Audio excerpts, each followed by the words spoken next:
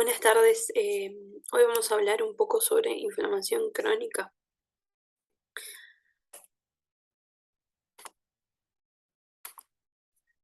La inflamación crónica es una respuesta de duración prolongada de semanas o meses en la que la inflamación, la lesión de los tejidos y los intentos de reparación coexisten en combinaciones variables. Es la respuesta del organismo a un agente que produce una injuria persistente. A su vez puede suceder a la inflamación aguda o presentarse de forma gradual como respuesta progresiva de bajo nivel sin manifestaciones de reacción aguda previa. Hay diferentes causas de inflamación crónica. Primero, las infecciones persistentes por microorganismos difíciles de erradicar, como son las micobacterias, algunos virus, hongos y parásitos. Estos organismos a veces provocan una reacción llamada hipersensibilidad retardada. En otros casos, la inflamación aguda no resuelta evoluciona a inflamación crónica, como sucede en infecciones bacterianas agudas del pulmón, por ejemplo, que progresan hasta formar un absceso pulmonar crónico. Otra causa son las enfermedades por hipersensibilidad. La inflamación crónica desempeña un importante papel en un grupo de enfermedades que son causadas por activación excesiva e inapropiada del sistema inmunitario. En determinadas condiciones, las reacciones inmunitarias se desarrollan contra los propios tejidos de la persona, causando lo que conocemos como enfermedades autoinmunes. En estas patologías, los autoantígenos inducen una reacción inmunitaria autoperpetuada que da lugar a una lesión tisular e inflamación crónica. Ejemplos de estas enfermedades autoinmunes son la artritis reumatoide y la esclerosis múltiple. Las respuestas inmunitarias contra sustancias ambientales normales generan también enfermedades alérgicas como son el asma bronquial. Dado que las reacciones autoinmunitarias y alérgicas se desencadenan de manera inapropiada contra los antígenos normalmente inocuos, estas reacciones no tienen un propósito, por lo cual lo único que hacen es producir la enfermedad. También estas patologías pueden mostrar patrones morfológicos mixtos con inflamación aguda y crónica, ya que se caracterizan por brotes inflamatorios repetidos, o lo que llamamos empujes, y muchas veces en las fases tardías predomina la fibrosis. Otra causa es la exposición prolongada a agentes potencialmente tóxicos, que pueden ser exógenos o endógenos. Un ejemplo de sustancia exógena son las partículas de sílice, un material inerte, no degradable, que cuando se inhala durante periodos prolongados causa una enfermedad inflamatoria llamada silicosis. Y la aterosclerosis, que se considera un proceso inflamatorio crónico de la pared arterial, inducido, al menos en parte, por la producción excesiva y depósito en los tejidos de colesterol endógeno y otros lípidos.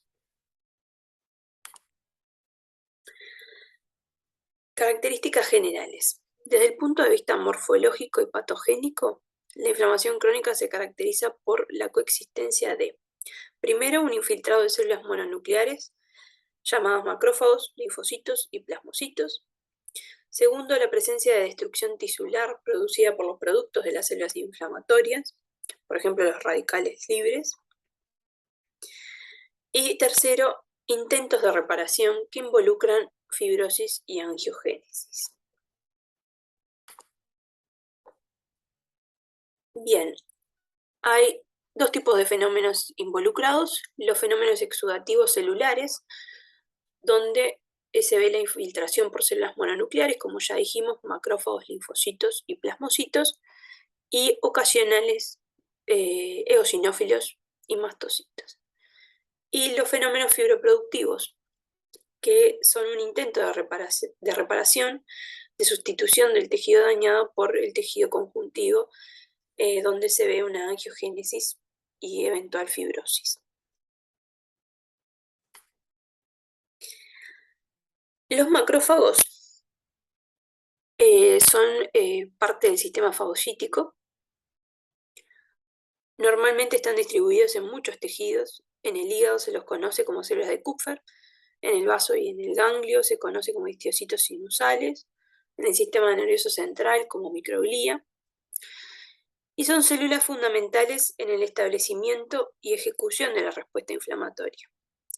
Realizan la fagocitosis de agentes infecciosos, de cuerpos extraños y de detritos celulares.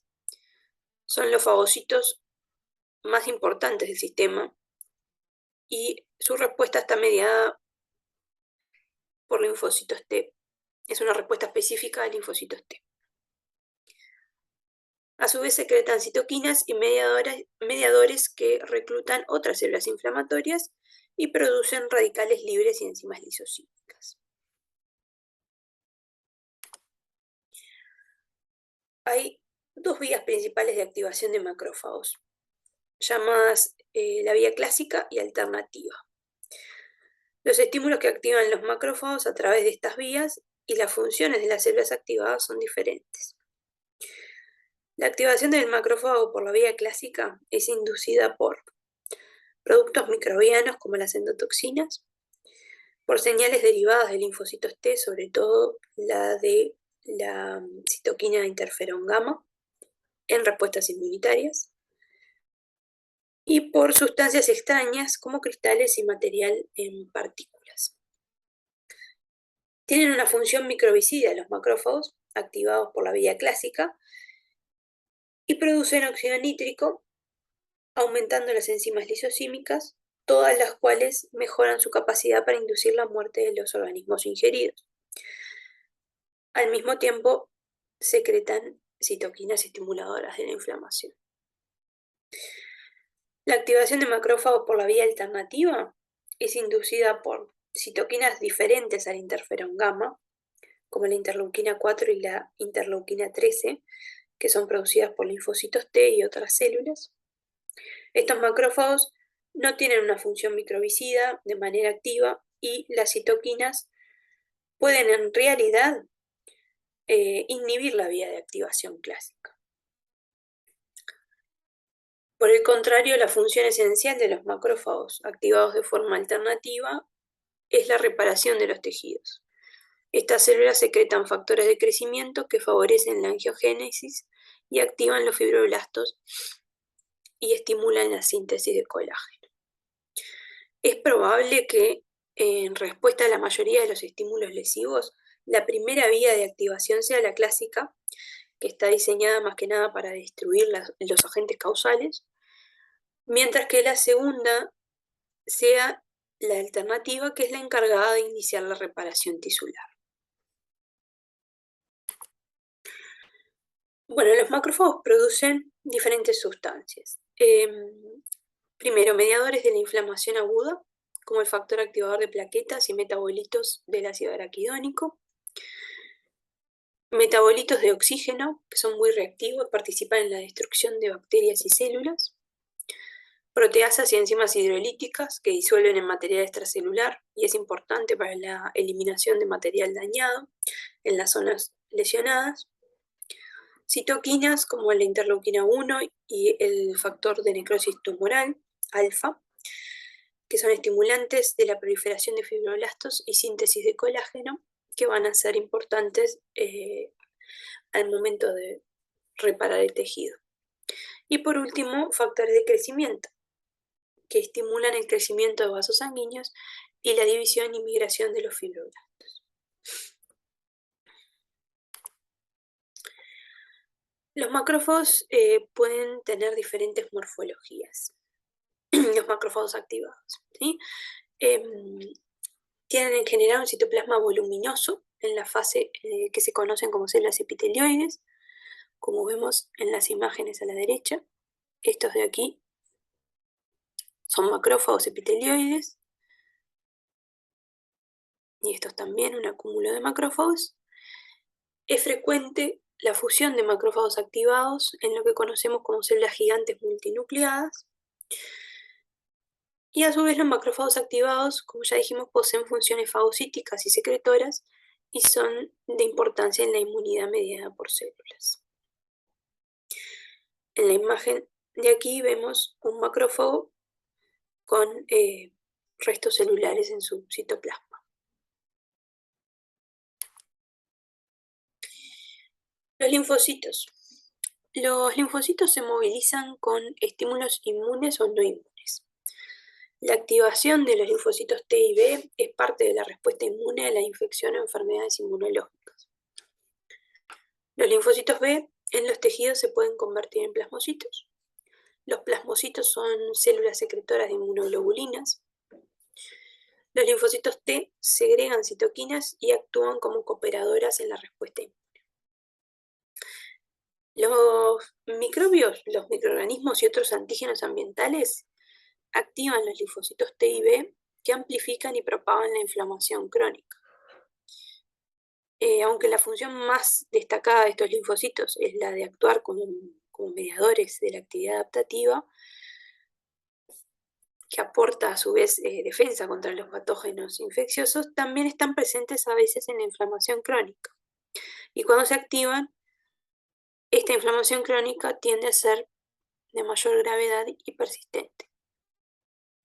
Algunas de las reacciones inflamatorias crónicas más intensas, como la inflamación granulomatosa, de la que vamos a hablar más adelante, dependen de la respuesta de los linfocitos que pueden conformar la población predominante en la inflamación crónica propia de las enfermedades autoinmunitarias y por hipersensibilidad.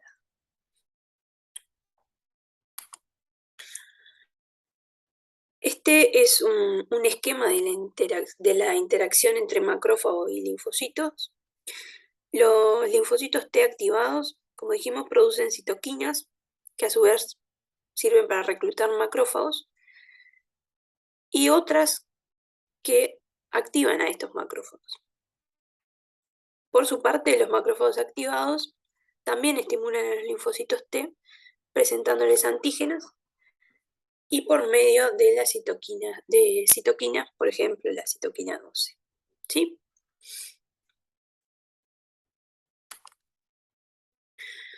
Bueno, esto es un preparado histológico donde se ven cantidad de linfocitos. Los linfocitos son células pequeñas con un núcleo redondeado, como vemos aquí, bien hipercromático, oscuro, y escaso citoplasma eosinófilo, que a veces se puede ver como si fuera un anillo perinuclear.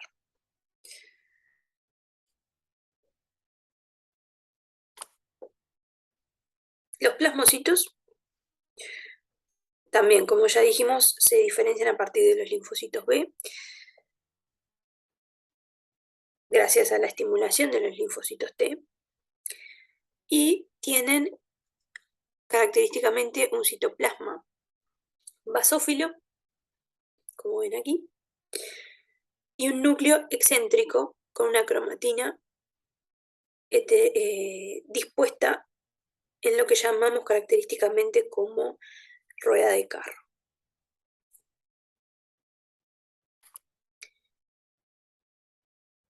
Otras células que participan de la inflamación crónica, como dijimos, son los eosinófilos, que se ven más que nada en infecciones parasitarias.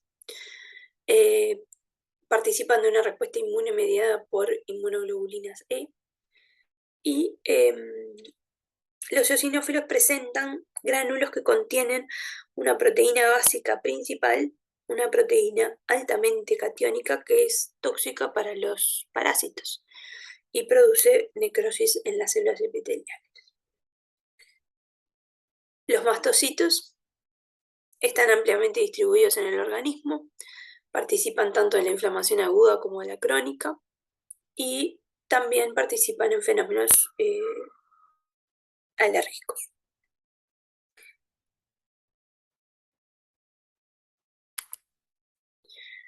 Bueno, en estas imágenes se ven también preparados histológicos, donde vemos señalados con flechas los eosinófilos, que como pueden ver en su citoplasma tienen estos gránulos que se tiñen de color fucsia, rojizo, y también vemos que tienen un núcleo bilobulado. Bien.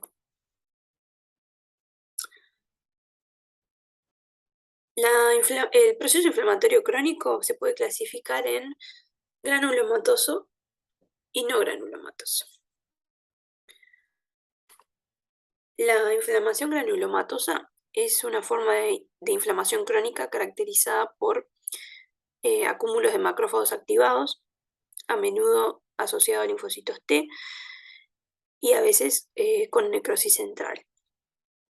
La formación de granulomas es un intento por parte de la célula de contener a un agente causal que es difícil de erradicar. Los macrófagos activados pueden desarrollar un abundante citoplasma y comenzar a parecerse a células epiteliales, como ya dijimos, células epitelioides. Como ven en la imagen, es un acúmulo de histocitos epitelioides.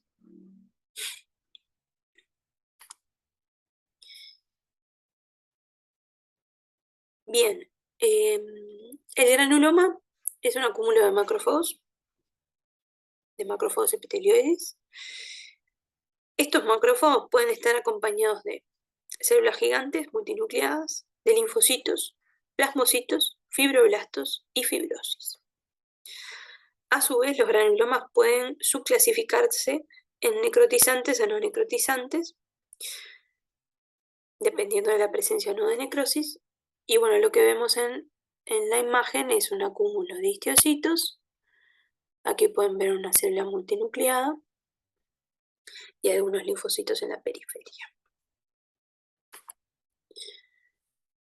Estímulos lesivos que provocan respuestas inflamatorias granulomatosas.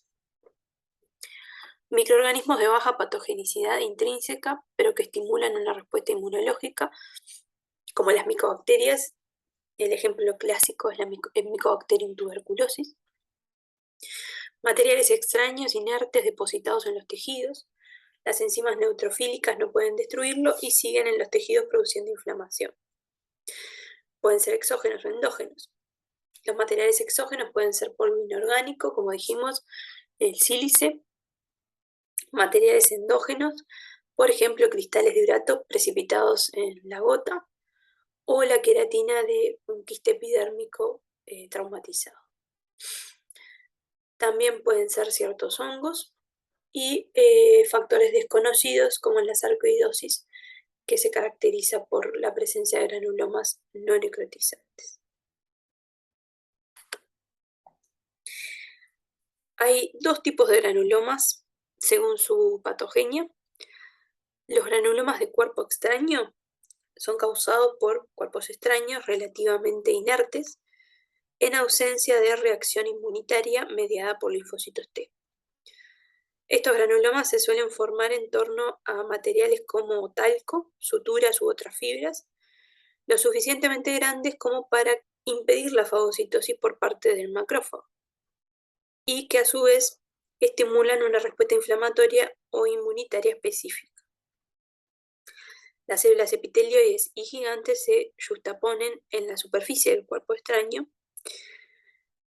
y habitualmente el material extraño es identificado en el centro del granuloma y se puede llegar a ver en los preparados histológicos como un material refringente. Y los granulomas inmunitarios, que son causados por diferentes agentes capaces de inducir una respuesta inmunitaria persistente mediada por linfocitos T. Este tipo de respuesta inmune da lugar a granulomas generalmente cuando el agente inductor, como dijimos, un microbio persistente, difícil de erradicar.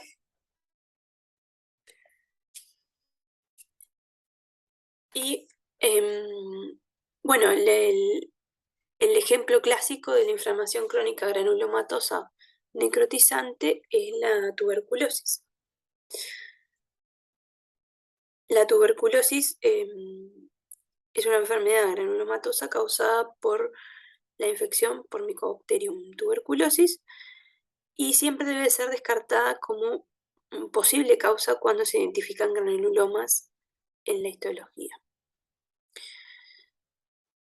Inicialmente, la respuesta a la infección por Mycobacterium tuberculosis es una reacción neutrofílica ineficaz. Luego existe una sensibilización de los linfocitos que activan a los macrófagos, consiguiendo así una fagocitosis eficaz. En esta etapa podemos llegar a ver en el citoplasma de los macrófagos el microorganismo.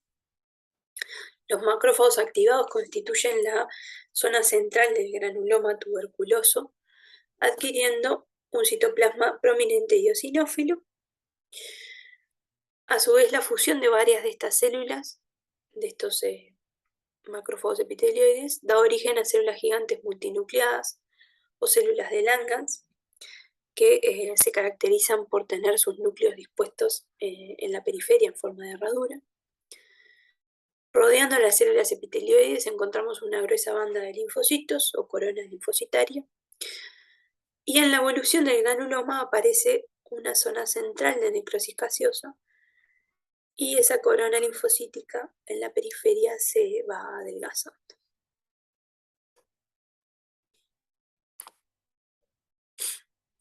Bueno, acá tenemos dos imágenes histológicas que muestran la necrosis gaseosa central, que se ve como un material eosinófilo, como de aspecto granular, donde no se identifican células, no se distinguen células.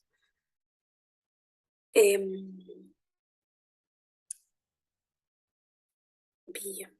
Y acá en la periferia se ven algunos linfocitos que forman parte de la corona linfocitaria. Estas son imágenes de las células gigantes multinucleadas de tipo Langhans, que como les decía, se caracterizan por tener sus múltiples núcleos dispuestos en forma de herradura en la periferia.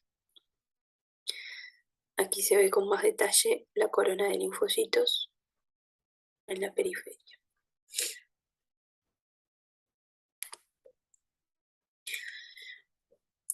Aquí vemos una imagen a un aumento más topográfico de un granuloma con la necrosis, los histiocitos epitelioides, algunas células gigantes multinucleadas, la corona linfocitaria en la periferia,